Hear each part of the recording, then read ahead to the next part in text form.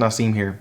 Now, I've been using the iPhone 13 Pro for about 3 months now, and I've come to the conclusion that not only is it a great phone that I would recommend to a lot of people, but I would say that arguably it's the safest choice in the smartphone community. Because when you look at phones like the Pixel 6 Pro or the Galaxy S21 Ultra, or even the OnePlus 9 Pro, you can arguably say that they've all tried something that the smartphone community has never seen before. The Pixel 6 Pro with its new looking software, the Galaxy S21 Ultra with its 100 times zoom and S Pen capabilities, and the iPhone 13 Pro with its bigger camera bump.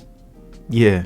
And while it may seem like I'm bashing Apple for not trying anything new to push the bar of technology further, I'm actually not, because when you look at the iPhone 13 Pro as a whole, it's clear that Apple decided to work with what's best for them and be the safest options for their customers. And again, when we look at the iPhone 13 Pro, it is indeed a safe option for those who want to spend $1,000 on a phone.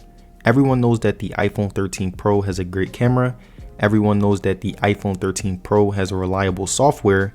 And for those who are in America, everyone knows that if you get the iPhone 13 Pro, you will be able to communicate more effectively because everyone else has an iPhone also. And now, after 3 months of using the iPhone 13 Pro, the safest piece of hardware that I found to be the best part of this phone was the 3-camera system that I still to this day use a lot. And if you look at any of my videos in the past 3 months, most of them have been shot on the iPhone 13 Pro's camera and really help with the overall quality of my videos. Like right here, you can see just how great videos look in the daytime whenever the light is at its best. It's able to capture primary subjects perfectly, and the only downfall is that sometimes it gives my videos a very yellowish color whenever I change the angle, and this can take away from the quality as a whole. And when we look at the videos at night, I would still say this is arguably the best nighttime video camera in the smartphone market. It has great quality when presented in the right lighting. My skin tone was never off in the slightest, and it even adds light to the subjects that are lacking it. The only downfall that I have when it comes to the nighttime video camera is that at times it can get very grainy, especially when it comes to the selfie camera, and can often result in a lower quality of selfie photos. And when we look at the camera of the iPhone 13 Pro, I would still say that it holds up compared to when I first got the phone. And especially when we look at all of the different pictures that I was able to take in my day-to-day life with the 13 Pro, you can still argue that it's still the best camera in any smartphone this year. The daytime videos were very crisp and clear, especially when the lighting was right. And after a while, the yellowing started appearing less, resulting in very clean, colorful videos. Even looking at the night mode photos, most of the environments weren't well lit at all, and the 13 Pro's camera still found a way to give it that proper artificial lighting to capture that great picture. A lot of my photos were taken in high contrast mode, especially when I was somewhere with a lot of colors around me, and I even used the warm filter for whenever I wanted to get that chill aesthetic on hotter days. And this camera did nothing but remind me why I always take my iPhone 13 Pro with me whenever I want to go somewhere where I'm taking a lot of pictures, because it is the safest choice. The signature iOS 15 was also another reason why I was very comfortable with my iPhone after using it for 3 months. It never lagged on me, I never felt the need for it to be updated, and it was the same software that a lot of iOS users have known and loved for so many years. And iMessage worked wonders for whenever I was texting my friends and wanted to do fun things with my Memoji. I also love the fact that I could share my Apple Music songs with my family, and it was easy for them to hear the songs as soon as I sent it. It also helped that mostly everyone I know has an iPhone, so I could communicate with ease. Like whenever I needed to go out and do groceries, all I had to do is FaceTime my friends to see if we were missing anything in the fridge. Whenever I needed help with how to do something or tell someone how to do it, I had my 13 Pro to achieve whatever I wanted by showing or being shown what the task was. And the last feature that made the software a safe bet for me was the fact that whenever I recorded my shots for my videos, whenever I wanted to send my friends and family an important photo, and whenever I wanted to share an important file, all I had to do was airdrop it and it would send right to my computer or my friends or my family. And again, I say Apple not taking too many risks, but still making sure they deliver a quality, low-risk feature that the customers knows and love. And by making a simple, safe, and easy-to-use software, Apple was able to not put too much strain on the battery, making it one of the best batteries in the smartphone market. They didn't strive to make an adaptive battery like Google, or even a 125-watt fast charger like OnePlus.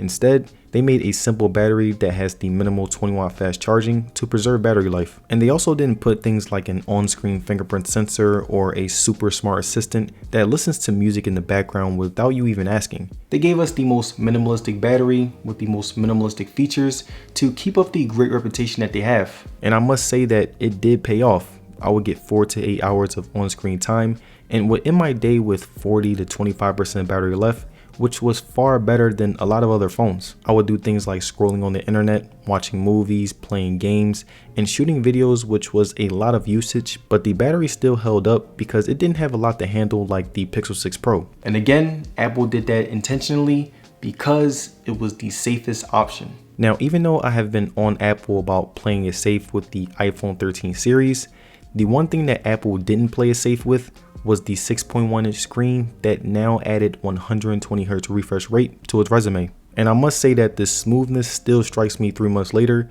whenever I'm scrolling through the OS, and whenever I go back to my 12 Pro, I instantly get that old feeling, which is a huge plus for the 13 Pro. But one thing that I will say that you can get used to it very quickly, so it's not really that much of a big deal, but I can see why a lot of people like it. And this is why I wasn't completely sold on 120Hz refresh rate screen, because if that's one of the main upgrades in your smartphone, then the average consumer will get bored very quickly. But besides that, the screen resolution is still great, the colors are very vibrant, and using the screen is simple and easy, just like on any other iPhone. And speaking of something that's very similar in every iPhone, let's talk about the very comparable A14 chip to the newer A15 chip. The difference in speed between the iPhone 12 Pro and 13 Pro are extremely similar even after 3 months of using a newer device. Like right here side by side, you can see me going through the OS and both phones are extremely fast, but that's a problem because Apple claims that their newest chip is much faster than the previous one.